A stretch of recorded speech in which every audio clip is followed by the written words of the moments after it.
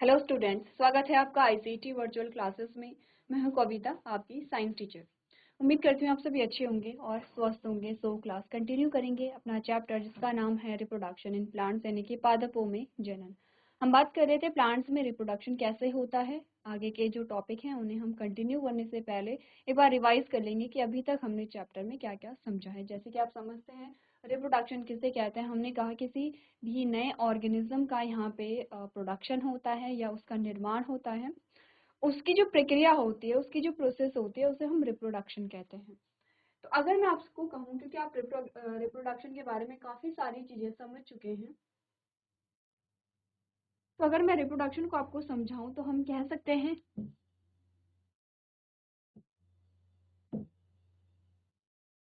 Reproduction जो है वो एक क्या है, प्रक्रिया है। प्रजनन एक प्रकार की क्या है, प्रक्रिया है। इस प्रक्रिया के कुछ चरण हमने पढ़े हैं, ठीक है। क्योंकि हमने पढ़ लिया है रिप्रोडक्शन में, आपने कहा कि यहाँ पे लैंगिक अलैंगिक जनन आपने पढ़ लिया है, ठीक है। आज हम थ्योरेटिकल पढ़ेंगे, लेकिन अगर हम देखें डायग्रामेटिक वे में, अगर हम देखें, आपने सारी चीजें यहाँ पे डिस्कस की हैं। आपने यहाँ पे अलैंगिक जनन के बारे में बात की है, और इसी के साथ हमने यहाँ पे सेक्सुअल रिप्रोडक्शन यानी कि लैंगिक जनन आपने देखा है। लैंगिक जनन में आपने दोनों पार्ट्स यहाँ पर देखे, जिसमें आपने कहा कि फीमेल पार्ट और मेल पार्ट के बारे में हमने बात की है। गैमीट के बारे में हमने यहाँ पे बात की है, ठीक है। नेक्स्ट हमने कहा कि यहाँ पे पॉलिनेशन कैसे होता है, पॉलिनेशन के बारे में आपको बताया गया है। पॉलिनेशन के कितने प्रकार हमारे पास आते हैं उसके बारे में हमने डिस्कस किया है, ठीक है। और नेक्स्ट हमने कहा यहाँ पर कि आप फाइनली कैसे यहाँ पे सीड या बीज या फल का निर्माण होता है। ये सारी चीजें हमने यहाँ पे डिस्कस की है। क्योंकि आप ये सारी चीजें समझ चुके हैं, तो अब हम कह सकते हैं, अब हम डिस्कस कर सकते हैं,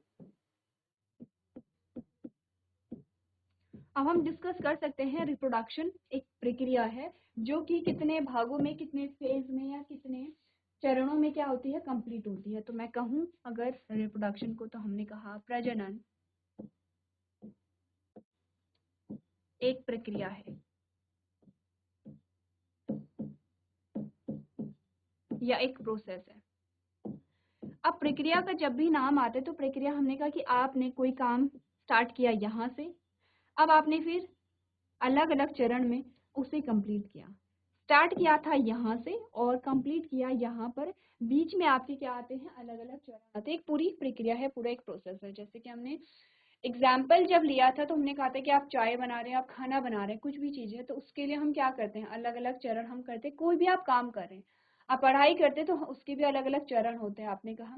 अगर हम क्लासेस की बात करें तो फर्स्ट से पहले भी आपका क्या होता है, यहाँ पे प्री प्राइमरी होता है। प्री प्राइमरी में आपने कहा कि प्ले आपका होता है।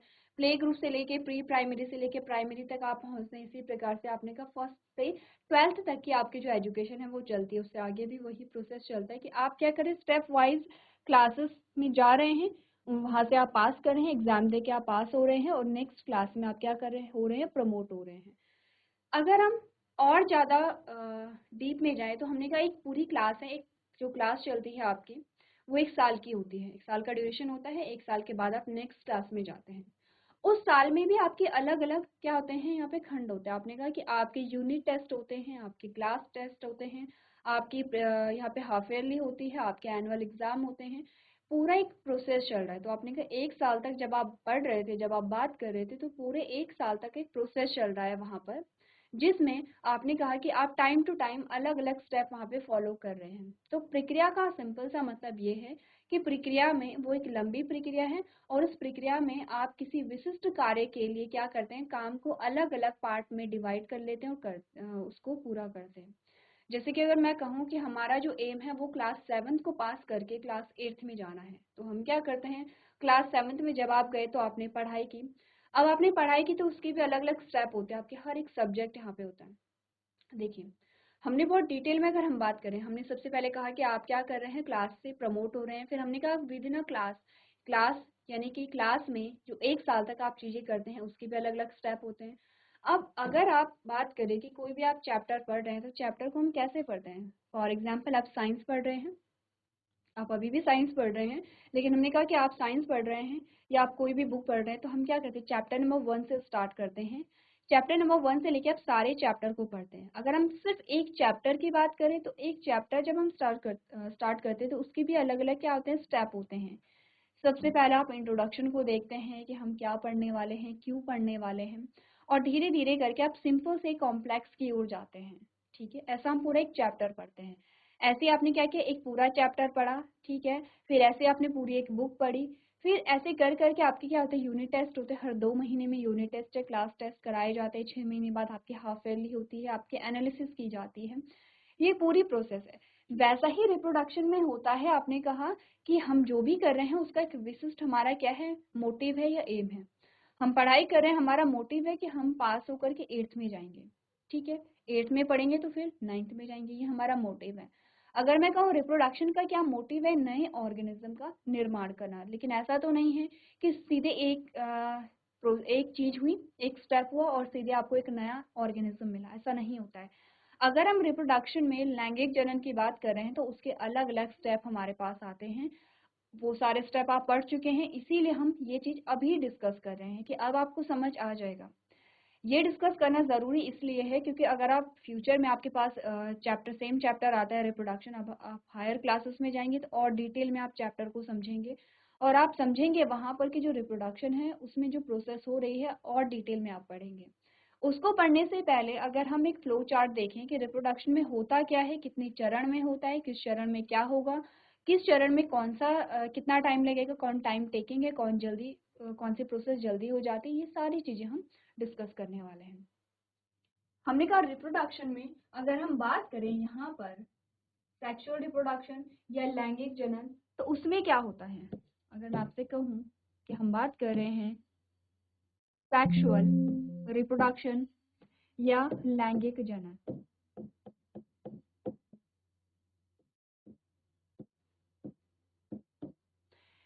यहाँ पर इसके होते हैं 3 पार्ट होते हैं, या 3 स्टेप कहिए या 3 चरण कहिए, जो कि सेक्सुअल रिप्रोडक्शन में पाए जाते हैं। पहला स्टेप होगा, सेकंड स्टेप होगा एंड थर्ड स्टेप होगा। हम यहाँ पर कहते हैं पहला जो स्टेप है वो है pre fertilisation. Pre fertilisation phase.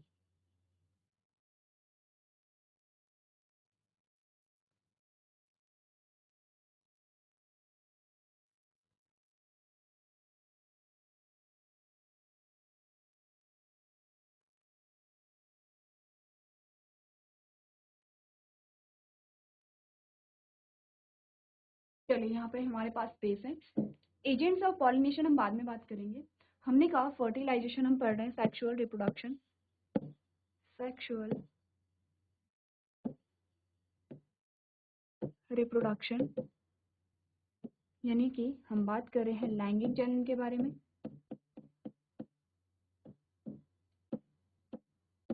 इसके फेज हम देख रहे हैं, हमने कहा इसके 3 फेज होते हैं। इसके क्या होते हैं, 3 फेज होते हैं। 3 फेज में से सबसे पहला जो हमारे पास आता है वो है प्री फर्टिलाइजेशन फेज। ये है फर्टिलाइजेशन।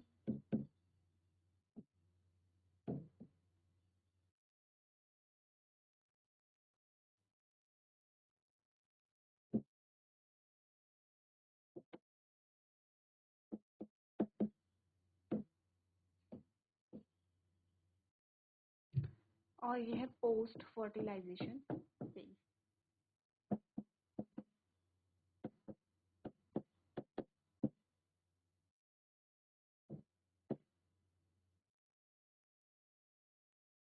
ठीक है, तीनों का मतलब क्या है, ये है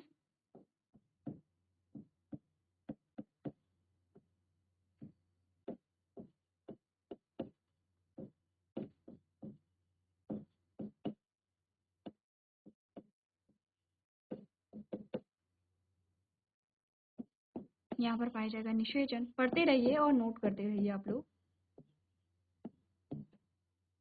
और यह है निषेचन के बाद की अवस्था।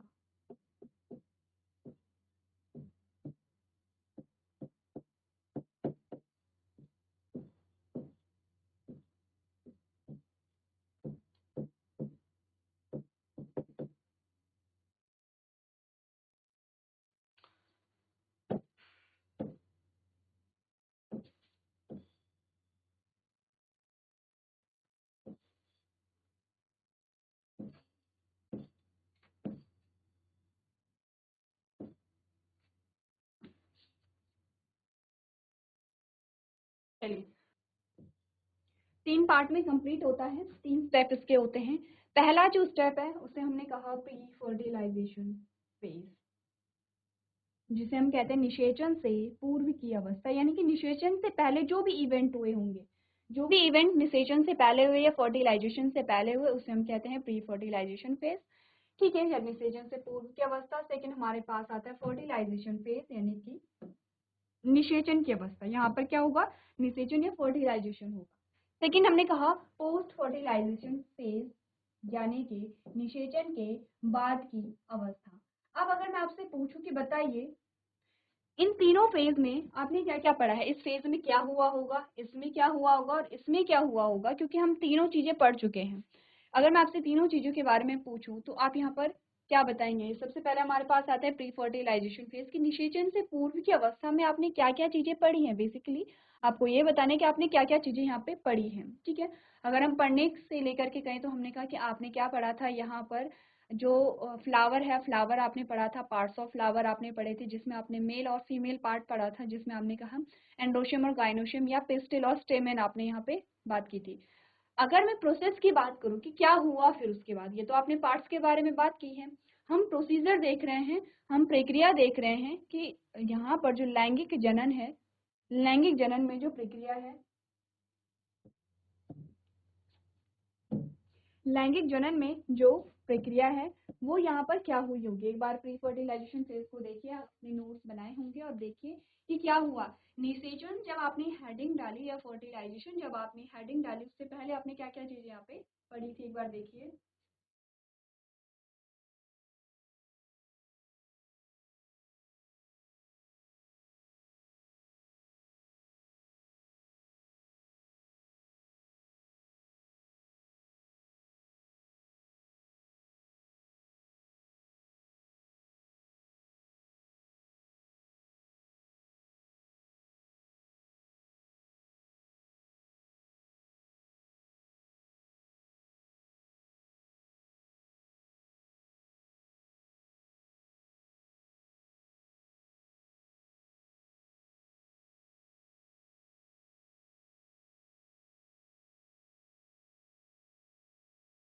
चलिए, तो अगर आपने प्री फर्टिलाइजेशन फेज देखा तो उसमें हमने क्या क्या चीजें डिस्कस की हैं, देखिए। सबसे पहले तो आपने जो रिप्रोडक्टिव ऑर्गन होते हैं फ्लावर के, उसके बारे में बात की, लेकिन उसमें हुआ क्या। हमने कहा, हमने इसमें पढ़ा है सबसे पहले गैमेट। पहले हमने क्या बोला, गैमेट फॉर्मेशन, जिसे आप क्या कहते हैं, युग्मक निर्माण कहते हैं। हमने इसमें क्या बोला कि निषेचन से पूर्व की अवस्था में क्या था, फर्टिलाइजेशन से पहले क्या हो रहा था, फर्टिलाइजेशन की प्रोसेस हो रही थी। ध्यान दीजिए, ये क्या है, एक सीक्वेंस में चल रहा है कि पहले ये इवेंट्स होंगे, उसके बाद ये इवेंट होगा, क्योंकि इसके होने के लिए ही यहाँ पे प्रिपरेशन चल रही है। और फर्टिलाइजेशन के बाद जो इवेंट्स होंगे, हमने कहा कि उसके लिए ही फर्टिलाइजेशन हुआ है। इन शॉर्ट कि जो प्रोसेस यहाँ पर हो रही है वो इसके लिए हो रही है, और जो प्रोसेस यहाँ पर हो रही है वो इसके लिए हो रही है। तो लास्ट में आपके पास जो चीजें यहाँ पर हुई, हमने कहा कि वो जो प्रोसेस हो रही है उससे पहले क्या जरूरी है, फर्टिलाइजेशन। और फर्टिलाइजेशन से पहले हमने कहा गैमेट का निर्माण यहाँ पे क्या है, जरूरी है, आवश्यक है। जब हम गैमेट फॉर्मेशन को पढ़ रहे थे तो उसमें हमने दोनों पढ़ा था, मेल गैमेट और फीमेल गैमेट, जिसमें हमने पॉलिन ग्रेन पढ़े थे। पॉलिन ग्रेन के अंदर हमने कहा मेल गैमेट होगा, और एक्सेल पढ़ी थी जो कि कहाँ पर बन रही थी, ओवरी में बन रही थी। ठीक है, क्लियर इतना। पहले तो हमने क्या पढ़ा, गैमेट फॉर्मेशन। ध्यान रखिए, प्रोसेस की हम बात करें तो हम गैमेट फॉर्मेशन कह रहे हैं। अगर मैं इससे पहले की बात करूं कि आपने क्या पढ़ा प्री फर्टिलाइजेशन में, हमने कहा कि इसमें सबसे पहले आपने फ्लावर पढ़ा, फ्लावर के पार्ट्स पढ़े, जिसमें मेल और फीमेल पार्ट्स आपने पढ़े हैं। ठीक है, मेल और फीमेल्स के अलग अलग पार्ट के क्या क्या फंक्शंस होते हैं वो आपने पढ़े हैं। तो और अगर हम प्रोसेस में आए तो गैमेट फॉर्मेशन हमने पढ़ा है, फिर गैमेट क्या हुए होंगे, मैच्योर हुए होंगे। तो नेक्स्ट हमने पढ़ा गैमीट ट्रांसफर।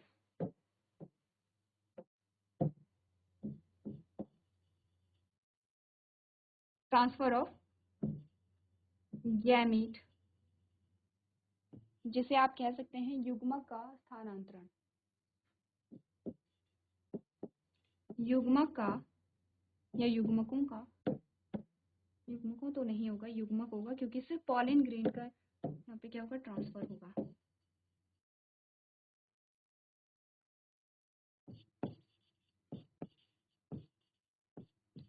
युग्मक का स्थानांतरण।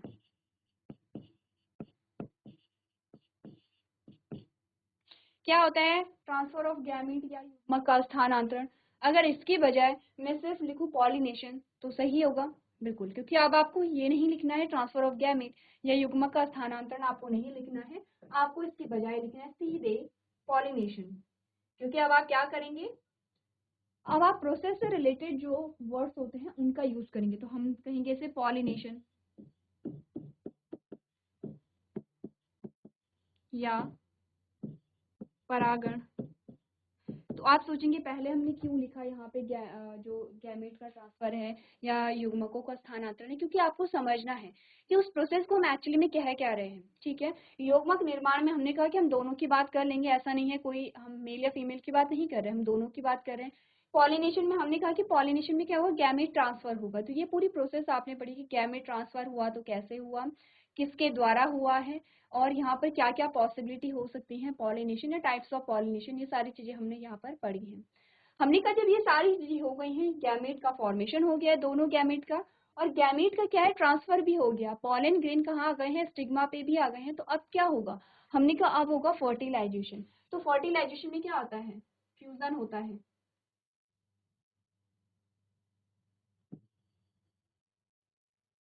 Fusion of male and female gamete. ठीक है, यानी कि हमने कहा कि दोनों गैमेट का फ्यूजन होगा, पहले तो ये होगा। निषेचन में हम यही पढ़ते हैं कि दोनों गैमेट का क्या हुआ, फ्यूजन हुआ। तो हमने कहा नर व मादा युग्मक का संलयन। क्लियर है इतना? ये हमने पढ़ा था फर्टिलाइजेशन फेज में। अब पोस्ट फर्टिलाइजेशन में क्या हुआ, इससे पहले आप ये समझिए कि निषेचन में हमने कहा दोनों गैमेट का फ्यूजन हुआ, तो फर्टिलाइजेशन या निषेचन होने के लिए आपने कहा कि प्री फर्टिलाइजेशन इवेंट्स होने चाहिए थे, यानी कि पहले गैमेट का फॉर्मेशन होना चाहिए था, फिर उसका ट्रांसफर होना चाहिए था, तभी यहाँ पे क्या होगा, फर्टिलाइजेशन हो पाएगा, अदरवाइज नहीं होगा। आपने कहा गैमेट का फॉर्मेशन ही नहीं हुआ है तो ट्रांसफर क्या होगा, या फॉर्मेशन हो गया, अगर ट्रांसफर ही नहीं हुआ है तो फ्यूजन नहीं हो पाएगा। ठीक है, तो हमने कहा इसीलिए हम कह रहे हैं कि ये एक सीक्वेंस चल रहा है कि पहले ये होगा तभी ये हो पाएगा। अब यहाँ पर निषेचन हो गया है, तो हमने कहा कि यहाँ पे क्या क्या चीजें होंगी,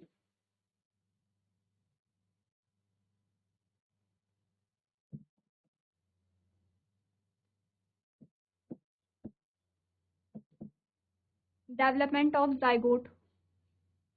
ठीक है, क्योंकि जाइगोट का फॉर्मेशन यही हो जाता है, जैसे ही संलयन हुआ वैसे ही हमने कहा कि जाइगोट का फॉर्मेशन हो जाता है। तो क्या होगा, डेवलपमेंट ऑफ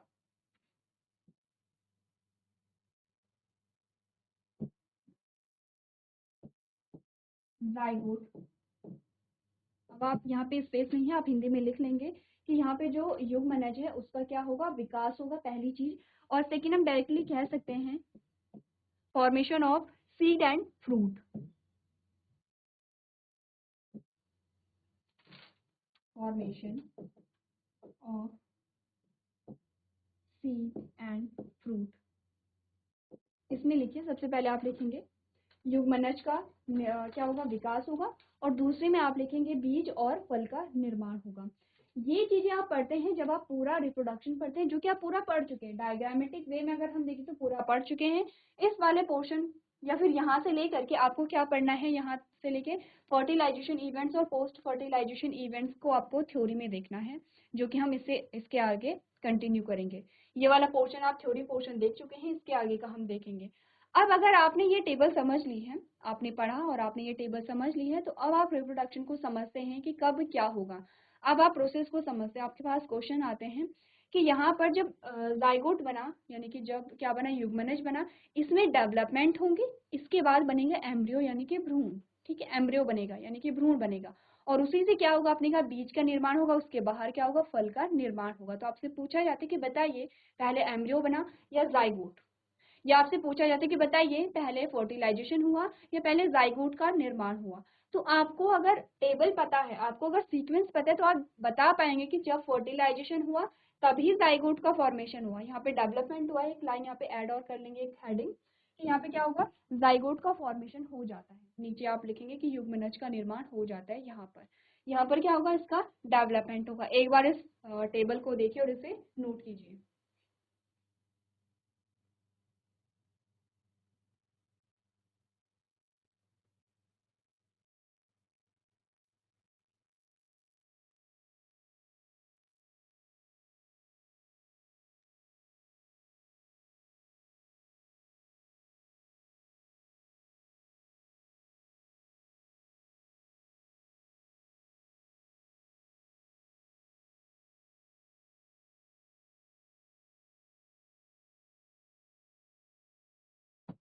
चलिए, आपने नोट कर लिया होगा, ठीक है।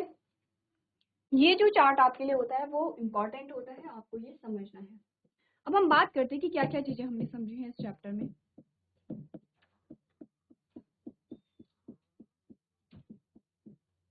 चलिए, ये हमने डिस्कस कर लिया है। हम बात कर रहे थे सेक्सुअल रिप्रोडक्शन में, ध्यान से देखिए हमने क्या क्या बातें की हैं। ठीक है, ये अलैंगिक जनन है।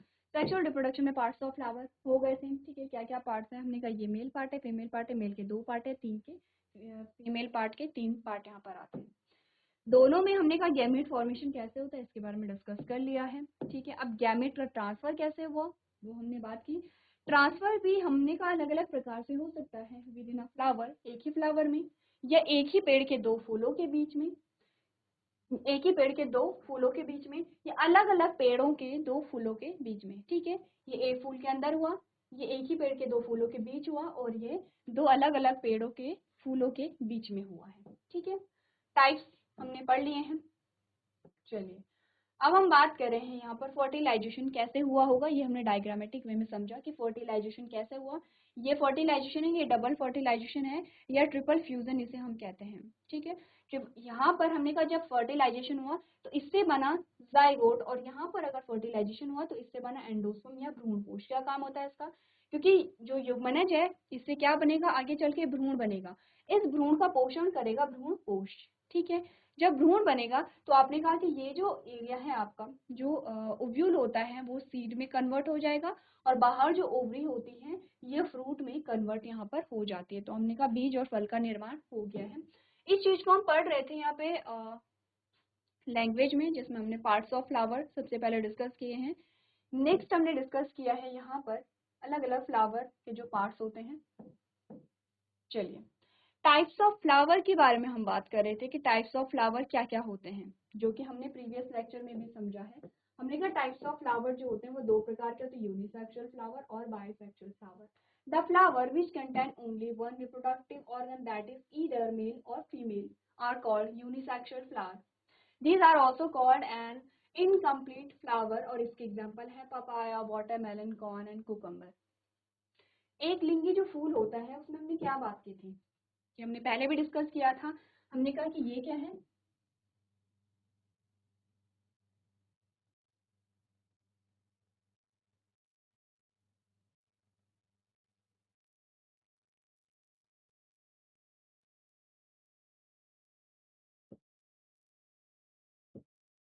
अब मैं आपको पार्ट्स के नाम नहीं बताऊंगी क्योंकि अब आप समझते हैं यहाँ पर कि हम क्या क्या चीजें यहाँ पे बना रहे हैं।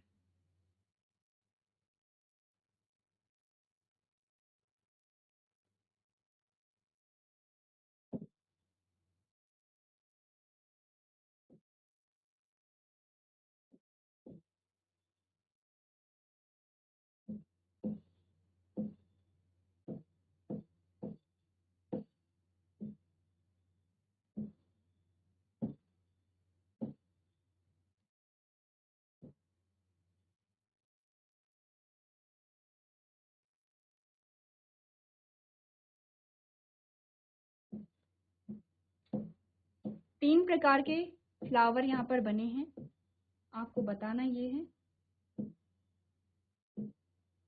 कौन सा फ्लावर किसका एग्जाम्पल है, ठीक है। 3 इमेजेस हमने बना ली हैं। क्या डिफरेंस है तीनों इमेजेस में, ये आप देखिए। सबसे पहले हम यूनिसेक्सुअल फ्लावर के बारे में जब बात कर रहे थे, आपने कहा कि यहाँ पर सिर्फ एक ही रिप्रोडक्टिव ऑर्गन या एक ही प्रजनन अंग होगा। सबसे पहले तो हमने ये समझा था, इसीलिए हमने पहले पार्ट्स ऑफ फ्लावर पढ़े थे कि फ्लावर का मेल पार्ट कौन है, फीमेल पार्ट कौन है। अगर मैं कहूँ ये है फीमेल पार्ट और यहाँ पर ये आता है मेल पार्ट। ठीक है, अगर जो एकलिंगी फूल होते हैं उनमें या तो फीमेल पार्ट होगा या मेल पार्ट होगा, लेकिन दोनों एक साथ नहीं होंगे। अब ये मैंने आपको पहले भी बताया था कि आपके मन में ये क्वेश्चन आया होगा या आना चाहिए कि अगर हमने कहा कि कोई एक फ्लावर है उसमें सिर्फ एक ही पार्ट है, ठीक है, जैसे फॉर एग्जांपल हमारे पास पपाया आया है, हमने कहा पपाया के पास तो सिर्फ एक ही ऑर्गन होगा, या तो मेल है या तो फीमेल है। तो अब यहाँ पर गैमेट का फ्यूजन कैसे हुआ, क्योंकि एक ही प्रकार के ऑर्गन यहाँ पर पाए जा रहे हैं। तो इस यहाँ पर होता है, ऐसा नहीं है कि पूरे जो पपाया हैं, जितने भी पपाया के फ्लावर हैं, उनमें सिर्फ फीमेल पार्ट होगा। कुछ फूलों में फीमेल पार्ट होगा और कुछ फूलों में मेल पार्ट होगा, यही डिफरेंस होता है। तभी तो आप देख रहे हैं कि पपाया अभी भी एग्जिस्ट करता है, अभी भी आप क्या करते हैं, पपाया को खाते हैं, पपाया के पेड़ हैं। तो हमने कहा कि फॉर एग्जाम्पल ये दोनों पपाया के पेड़ हैं। अब ऐसा नहीं है कि एग्जैक्ट ऐसे ही होते हैं, आप समझिए चीजों को। पपाया के कुछ फूलों में तो क्या होगी, पिस्टिल पाई जाएगी, और कुछ फूलों फूलों में क्या पाए जाएंगे, स्टेमेन पाए जाएंगे, लेकिन एक ही फूल में दोनों भाग नहीं पाए जाएंगे। ठीक है, अब हमने कहा इसके जो एग्जाम्पल है वो है papaya, watermelon, corn and cucumber. Unisexual flower हो गया। ठीक है, एक लिंगी फूल, एक लिंगी यानी कि जिसमें एक ही लैंगिक अंग पाया जा रहा है। बाइसेक्सुअल इजी है, इसके जस्ट अपोजिट आपने कहा the flower that contain the flower that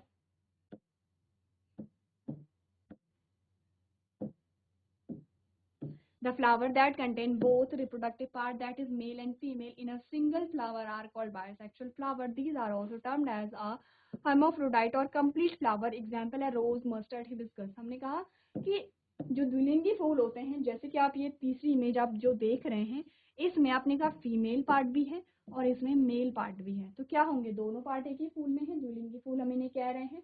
hermaphrodite flower भी कहते हैं और कंप्लीट भी कहेंगे। कंप्लीट का मतलब है कि सारे जो ऑर्गन हैं, हमने कहा कि चार, हमने मेनली चार पार्ट पढ़े थे किसी फ्लावर के, और चारों पार्ट आपको इसमें मिल रहे हैं। तो एक लिंगी जो फूल होते हैं या यूनिसेक्सुअल जो फ्लावर होते हैं उसे हम क्या कहेंगे, इनकम्प्लीट फ्लावर कहेंगे, और जो द्विलिंगी फूल होते हैं उसे हम क्या कहेंगे, कंप्लीट फ्लावर कहेंगे। अब आते हैं पॉलिनेशन पे। क्या होता है pollination, transfer of pollen grain from anther to stigma, यानी कि जो परागकण है वो परागकोश से स्टिग्मा या वर्तिकाग्र पर पहुंच रहे हैं। पढ़ चुके हैं हम ये। अगर हम यहाँ पर देखें, चलिए हम पढ़ लेते हैं डायरेक्टली, क्योंकि इमेजेस हमने बनाई हैं। पॉलिनेशन हम किसे कह रहे थे, transfer of pollen grain from anther of stamen to the stigma of a pistil is called pollination. कि परागकण का, हमने कहा परागकण का परागकोश से पिस्टिल यानी कि जो स्त्री केसर के वर्तिकाग्र तक पहुंचने की जो प्रक्रिया होती है उसे हमने क्या कहा, पॉलिनेशन कहा। क्लियर है इतना।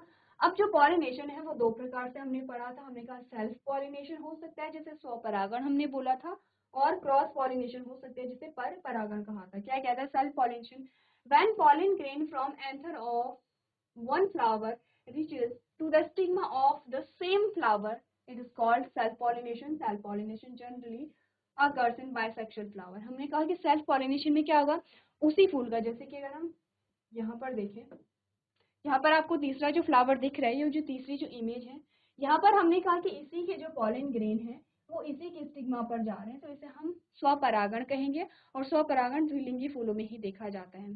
तो पर परागण की क्या डेफिनेशन होगी, हमने कहा क्रॉस पॉलिनेशन क्या है, when the pollen grain from the anther of a flower और of a plant are transferred to the stigma of a flower of a same plant or that of a different plant of the same kind.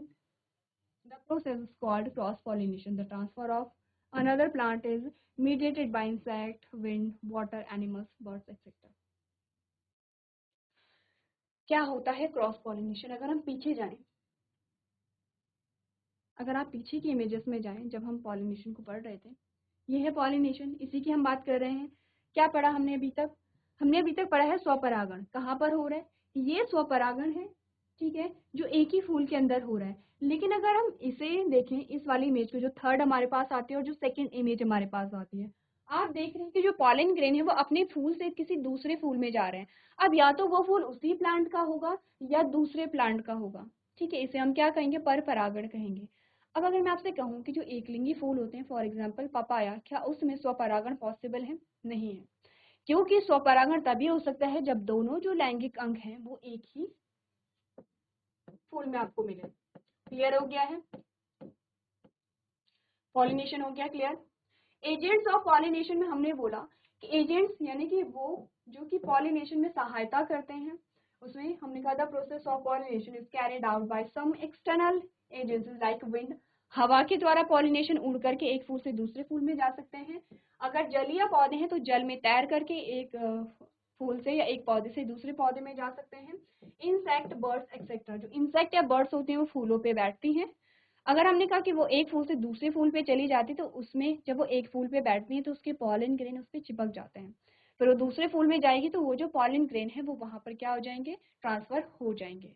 तो इसीलिए अगर हम property पढ़ते हैं कि pollen grain कैसे होते हैं, हमने कहा चिपचिपे होते हैं, बहुत अधिक संख्या में होते हैं। ठीक है, जो पॉलन जो यहाँ पर आपने कहा कि फिलामेंट होता है जिसे पुंतंतु हम कहते हैं, फिलामेंट बहुत बड़े बड़े होते हैं ताकि जो पॉलन ग्रेन है वो आसानी से उड़ सके ऊपर की ओर। ठीक है, these are called agents of pollination. Agent किसे हम कहते हैं कि वो जीव, वो क्रिएचर्स जो कि यहाँ पर पॉलन ग्रेन के ट्रांसफर में क्या कर रहे हैं, सहायता प्रदान कर रहे हैं।